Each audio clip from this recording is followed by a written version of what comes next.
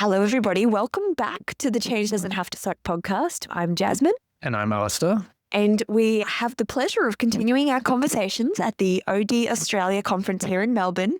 And we are joined by a very special guest. I'm going to say that every time today. But Pirooz Jafari, I've given that a try. Here to tell us about a really exciting topic. And as a change practitioner, I'm dialing straight into this one. I'm very, very eager to hear what you have to say. But our topic for today, so today's episode is Transformation Starts with Storytelling, Why the Stories We Tell Ourselves Matter. Welcome so much to the podcast, or the vodcast today if you are watching us on YouTube. Welcome, Pirooz. Tell us a little bit about yourself. Thank you so much for having me. So we keep this very short. So I was born in Iran. I came to Australia 3 decades ago as an ambitious photographer, and then I studied law and worked in the community sector for a long time and public service. And then I decided to set up my consultancy about 6 years ago, Track C Consulting. And I love working with people, and storytelling is one of my passions. I'm a storyteller myself. I've written a book which was published 4 years ago. And so that's what's bringing me here today. I love that you're a passionate storyteller. I love that you've written your own book, and I would love to get my hands on it and have a read. But we exchanged pleasantries when we were first interacting, and you were ecstatic about the fact that I used the word theatre in the way I wanted to describe the conversation we get to have. There's so much we can do in OD specifically and storytelling, but I would love to understand your perspective on what do you think people do well, and what do you think is just theatre in the OD space? That's a very, very profound question, Alistair, and thank you for raising it. I think if we really dig deep and look at ourselves in the mirror, there are many versions of ourselves that we will see. Mm-hmm. And one that we put on when we interact with friends, family, workplace is a completely different story. And then there are parameters within which we operate. And often they are scripted. Whether we have a role in writing the script because it's safe, because that's what you do, you go with the flow, or it's been scripted by others and then we follow the script. So in so many ways, I feel a lot of what we do is performative. Mm-hmm. And not in a malicious way, but we just kind of slip into this role that we assume at any given time, and we don't analyze it enough. Mm-hmm. And we don't give ourselves the opportunity to be human-centric in the way we're thinking. And ironically, we spoke to Krista about one of these phenomenons that you turn up at work and you sort of check in or clock in, and sometimes you change who you are when you turn up, and that's not necessarily the individual's fault. Sometimes it's the environment that we're working within. And so, like you said, I love the distinction between the theatre could be put on intentionally or unintentionally by the way in which your environment enables that or has been structured in that way. I want to take a little bit from, if you're going to be telling a story yourself as an individual and maybe as a leader, I think is probably where I'm coming from. How do you reassess and understand the story you're outwardly projecting and ensure that you as a leader are showing up the way you would like to show up? I think it takes a lot of courage. I think first and foremost, before you start writing the script, you need to understand the scripts and understand why you're writing it. Of course. I think why changes a lot of things in terms of mindsets. If the why is, we just want to get from here to there, therefore I write any old script I want because the ultimate goal is the destination. I don't care how we get there. Then a lot is compromised. Mm-hmm. And I think the first step for every human being, whether they're in a leadership role in an organization or middle management or, the people who are at the bottom of the ranking, not in terms of value of who they are, but in terms of ranking, the bottom of the rank, I think that authenticity is really important, being honest with ourselves. Mm-hmm. What am I accepting as my cloak for the day. What am I honoring and what I'm letting go as a I guess as a reward to get to what I want to. The comfort of having a job as a safety or prestige, whatever that situation might bring for us. I really love this conversation, and I have a saying that I'd like to say a lot, particularly if you're a leader, and it's be careful of the shadow that you're casting. And I think, the story and how you show up and in the theatre of the workplace, what role are you playing at any given time? Yeah. And I think you've touched on something really important, because I think people could be more conscious of that. But to do that, you need to have, the baseline script sorted, don't you? Right. Of who you are, what you stand for, what kind of leader do you want to be. Do you see that that's a gap that a lot of people have, that they don't quite know where they're even starting from? I think you've touched on a very, very critical point. I've been around for 30 years in this country, and I've been in small and big organizations. One of the things that I've noticed is that a lot of people who achieve, they climb the corporate ladder, if we're talking about big organizations, and they get their hands on those leadership roles. They're usually, I'm not saying everybody, because that's a very, very, broad brush generalization, but they're usually the ones I've interacted with are the ones who are only focused on the position and the prestige, and how we get there is really irrelevant to them. So it is, yes, the baseline is important, but I have a feeling that a lot of people are attracted to leadership roles because that baseline is not there. They jump in there to get to the top of the ladder without thinking how. Could that be, I'm just hypothesizing, but could that be because the story we're telling ourselves is maybe the wrong one, or we don't know until we get there? Because there's a lot of people who chase a hierarchy level or a metric or a certain, income that they're earning, and really maybe they got the baseline wrong. Could that be what's happening? I wouldn't say wrong. I think they haven't got the full story. They probably haven't thought about the story from multiple versions and multiple perspectives. They perhaps, some are driven by the prestige of, being a CEO or a director of an organization or manager of a department. So that's all that is motivating them. Better salary maybe, but maybe they haven't heard the full story of what that entails. What does it involve to be in that role? What are the people who are working under that, level of management? What is their experience? What are their stories? And what are the stories of the previous people who've been in those roles? Because everyone has a very, very different perspective. And unless we have a big library of stories and then we compare experiences and we open our minds to, okay, so it's interesting. This person has been down this track and this has been their version of this particular position. I don't think we have much of a data to go with. It's just this like the single track that narrows the vision.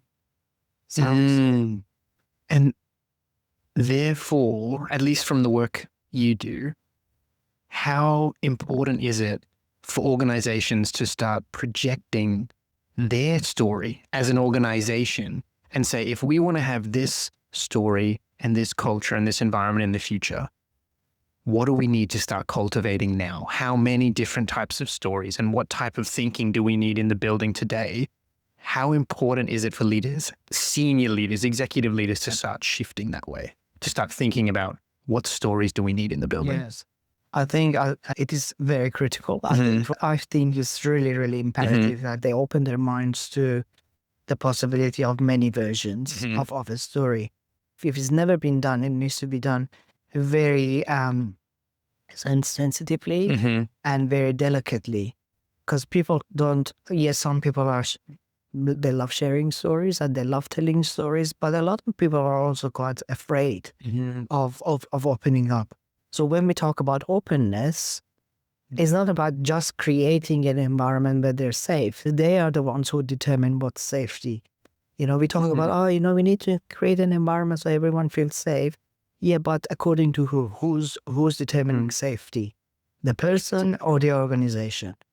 So I'd love to understand from your perspective, Pirooz, did we lose the art of storytelling? Because if you look back, millennia, as humans, this is how we communicate with each other. You look at any culture, anywhere, yes.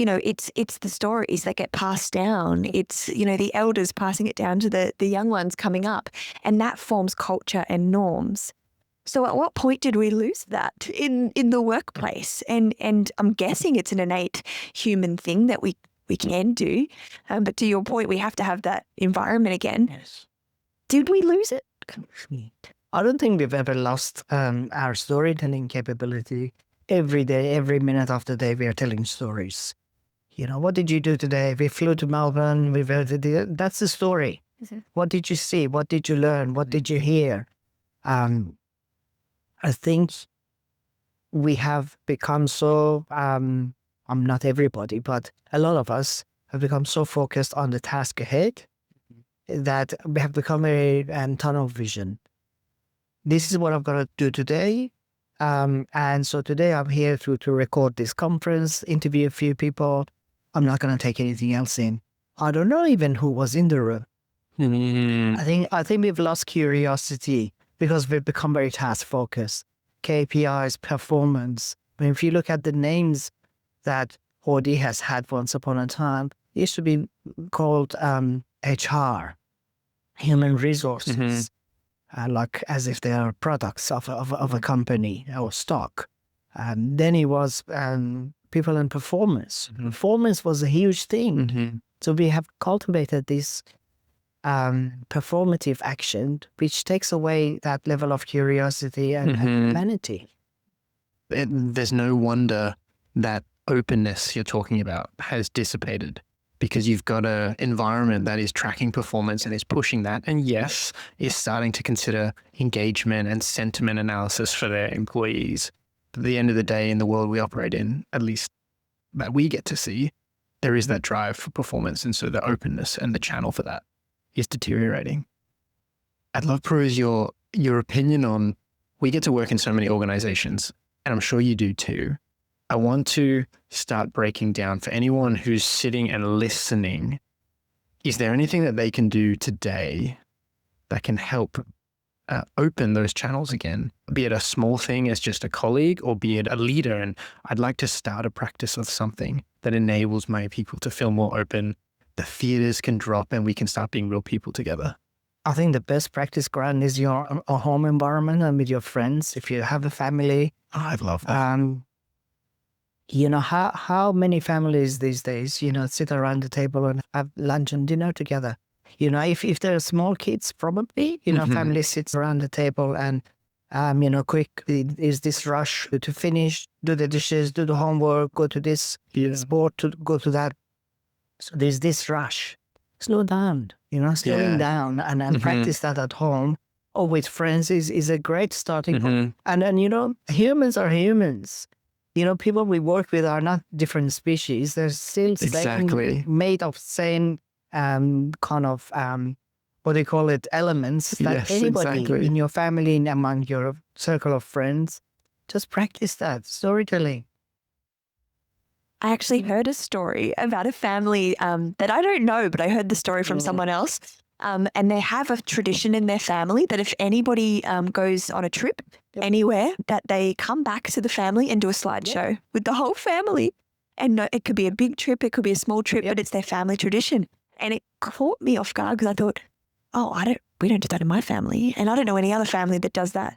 But why don't we? Like, that's such an easy thing to do. It's very easy. You don't need an all-day training seminar to attend to. You just get back in touch with as you said, we are innate storytellers. But for thousands of years, that's what we've done. Sat around the campfire or in caves or in villages, and then you probably we still probably see a degree of that happening in smaller communities, urban areas. People are just so fixated and so worried about missing the deadline, getting stuck in traffic, that meeting, this meeting. There's no room. There's no room for creativity. And listening. You're absolutely right, because you hit the nail on the head before, Pirooz, in that we value as a society, not us, but the collective we, productivity, putting more in, change. It's just happening all the time now. So if anyone's listening going, oh, that's very nice that you guys would like to do some storytelling, why is this arguably one of the most important things you can do at home, at work? Like, why does this matter? Because at the end of the day, for any organism, whether it's a family environment, family group, or a group of friends, or workplace, to function well and to be healthy, it relies on human relationships. And human relationships don't rely on slogans. Oh, we are an open organization, and we do this, and we have EAP available, and we have counseling available. And my door is always open. You can always come and talk to me. They're just words. Otherwise, I feel if we don't make room for genuine conversations, not talking, or let's have lunch, and the person is telling you about something they've done, and then you're busy playing on your phone, or you're reading the newspaper, or shoving food in your mouth. That's not connection. That's not human connection. We thrive on connecting with one another. And this. Exactly. I love it. I think there's a translation that, like you said earlier when we first started talking, we don't have the data yet, but I'd love to keep capturing it. But there's a translation into what this starts turning organizations into. So there's this profit-driven view in many organizations, or productivity, or customer satisfaction in a certain way. And they sort of, like you said, they become the main driver, and some of these other elements get left behind. But imagine if you had organizations that had the safe space, the openness that truly did exist. The way people thrive in that environment, I think, naturally lifts their productivity, naturally lifts the way they want to show up. You have less absenteeism, all of the components that truly make an organization less enjoyable. And I'm not saying there are not organizations who have started working towards this. But if we don't have the data to start measuring it and start understanding the gap, it is hard to start addressing. So I love what we're doing at ODA. I love that people are wanting to talk about and find a way to give some structure to this and start capturing the stories, because it means that overall as a society, all of our organizations will benefit more often. Absolutely. And our people and our livelihoods will all be better. Definitely. And I love that it's something we can, with the right mindset, as Bill was talking about, we can shift that. Yeah. And I don't want that to be wasted on people, that this is a mindset. I would like to know more about you, and then you would like to know more about me. Yeah. Rather than we passed in the street and I know you wear a hat, and that's it is what it is. That's not human connection, and that's not capturing each other as individuals. But if translate that to your workplace and start enjoying the other elements of your colleagues, or your employees, I mean, there's only a natural upside in my mind. I mean, if you look at, how fans of a particular sporting club, the way they unite, and that passion is, oh my goodness, contagious almost. I went to one rugby match because I lived in New South Wales for a bigger part of, my time in Australia. So rugby was that's footy to me. Not you agree, Queenslanders, of course. Although I barrack for Blues. So, the atmosphere, the energy, it was electrifying. And then, that happens in, across all sports. And I'm thinking, it's just a whole lot of people who have a common passion. They laugh, they scream together, they cheer, they're heartbroken together. All of that human connection unites them. And that's not in workplaces. And how many people do you see to get so excited and feel upbeat about going to work? Yeah. A lot of people say, I love my work, and that's great. But is it at that same level of excitement and passion? I bet you it's not. But why shouldn't it be? This is my argument. I say this all the time. At work, like every week, every day, for a number of years, So, Pirooz, as we wrap up today, I would love to ask, in this world of AI doing a lot of our tasks for us, we have flexible working, so we're working in different environments now. Could there be an argument that we now have more time for human connection? Absolutely, because the way I see the role of AI, it can take care of mundane tasks, sifting through emails, making appointments in your calendar, and whatever, those mundane, brainless tasks. Give it to AI, artificial. It doesn't care that, it's a boring task. And that's where humans can get back into creativity and human connection. Not use AI as a reason to avoid further connectivity, but in fact, use it as an opportunity to reconnect with who we are. I love it. And this is where the critical thinking comes in with other people. Get the whiteboard, get the pens. I'm speaking from my own experience. Because we have the time. The AI is doing the easy stuff for us. Okay. I love that. So more storytelling, more creativity, more human connection. I think we all agree on that. Yes. Thank you so much for joining us on the podcast today. This was a fantastic episode. Do you have one last bit of advice for anyone who's watching or listening today? I just want to use a quote from the great Toni Morrison, who said, "It is important, and I want to emphasize on how important it is and how necessary it is to become and to remain human. We just have to get there." I love that. Beautiful. Thank you so much for tuning in today. I'm Jasmine. And I'm Alistair. And we will see you next time on the Change Doesn't Have to Suck podcast.